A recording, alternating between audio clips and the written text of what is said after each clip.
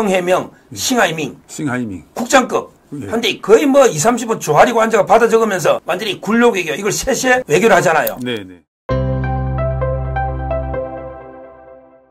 시청자 여러분, 대한민국에서 사법 질서가 이렇게 흐트러지고 있다는 것, 좀 암담한 이야기입니다. 이걸 어떻게 바로잡아야 될지 차근차근 우리 같이 논의해 보도록 하죠. 그리고 이번에는 그나마 좀 희망적인 이야기를 나눠보겠습니다. 예.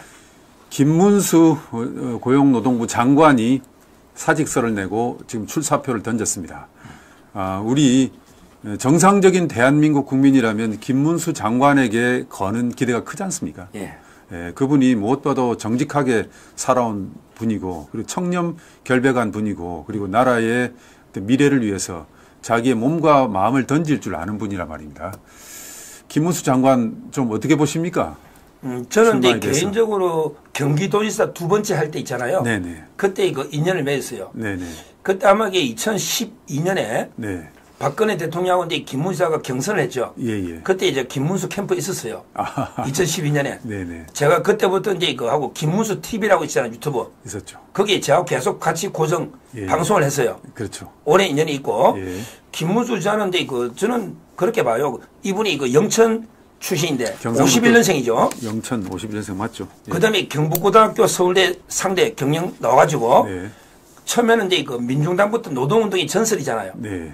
그리고 나서 이제 그 아마 YS 때 네. 신한국당부터 이게 들어와서 네. 부천에서 삼선할 때요. 삼선하셨죠. 그때 제가 부천 살았어요. 아. 신혼 살림을. 네. 그때도 이게 오랜 인연이 있고요. 네네. 그 이후에 도지사 두 번 했잖아요. 네네. 항상 제가 이게 보는 김문수 장관은요. 네. 진짜 항상 낮은 곳에서 낮은 곳에서 뜨겁게 열정으로 뜨겁게. 일하는 게 이런 분이에요. 네네. 뭐 청년 결백하고 이게 경험도 풍부하고 네. 뭐 저는 상당히 그 훌륭한 지도자다. 네. 특히 이분이 경기도에서 할 때 이재명이가 그 밑에 기초단체 성남시장을 했거든요. 그렇죠. 그러면 이게 흔히 이재명의 강점 장점 다 알 거 아니에요. 이재명의 비리는 누구보다도 김문수 전 경기도지사가 잘 알고 있는 거죠. 그렇죠. 네. 뭐 저는 이재명의 그 천적으로 네. 보고 있고요. 네. 다만 이제 일부에서는 뭐 중도층으로 이게 약간 너무 약간 좀 자유민주 체제의 확고한 신념이 있잖아. 네. 약간 이게 중도 확장성에 좀 의문을 제기하거나 네. 또는 이제 옛날에 뭐 119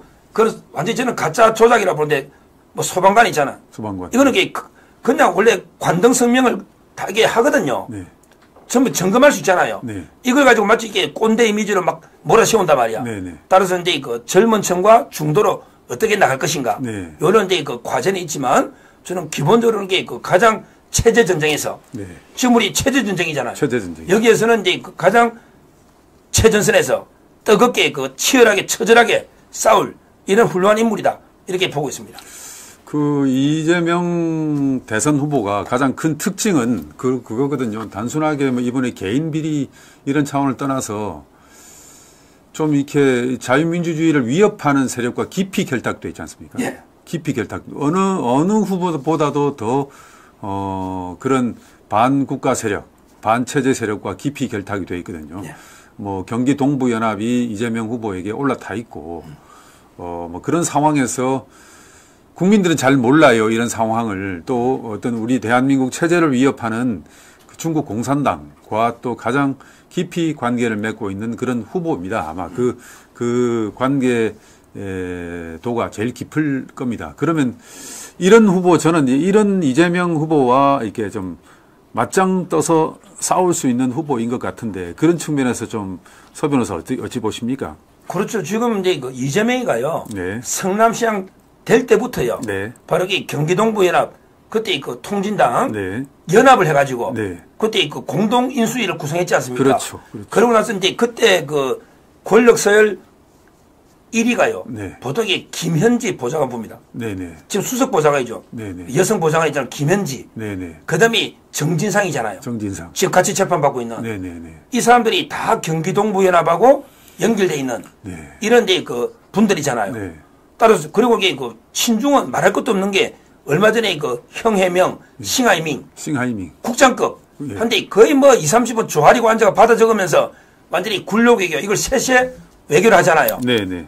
이런 식으로 이게 그 완전히 굴욕적인 친중 이런 거고요. 그 다음에 보십시오. 북한에 가려고 이게 노동당이 공작금을 자기 방문하려고 300만 불에 스마트만 500만 불 이미 이화영이가 대법원에 가 있거든요. 대북송금 이화영의 그렇죠. 대북송금. 네. 이것만 봐도 이게 미국에서요. 대북송금은 우리 실정법 10년 이상 어기고 그다음에 그 유엔 제재 어긴 거죠. 근데 미국에 워치하고 있는 사안입니다. 그렇죠. 예. 미국의 독자 제도도 어긴 거예요. 예, 예. 이재명이가 미국 방문도 쉽지 않고 잘하면 이게 관타나모 어디 수용소에 갇힐 수도 있는 극단적으로 보면 네네. 그게 유죄가 되면요. 네네. 이런 이제 그 위험한 인물이다. 네네네. 따라서 저는 뭐 지금 이제 그 이재명이가 경기 동부연합하고는 성남에 아예 한 몸으로 엮여 있고 이재명의 권력설 1, 2등이 거기에 엮여 있다. 네. 그러기에 친중 그다음에 북한의 공작금부터 또 이게 이번에 윤석열 대 탄핵할 때요. 1차 탄핵 때는 오히려 이제 미국, 일본하고 공조한 거 있죠. 네. 이걸 탄핵사로 삼았잖아요. 한미일 공조가 윤 대통령의 탄핵 사유였지 않습니까? 그러니까요. 네. 두 번째는 뺐죠. 네. 그러나 이게 트럼프 대통령은 다 기억하고 있거든요. 다 기억하고 그 아마 이게 그 이재명이가 되면 저는 트럼프 대통령이나 일본 또는 이게 유럽 모든 이게 그 자유민주 국가들이 이재명은 인정 안 하는 비토하는 이런 이게 분위기라고 봅니다.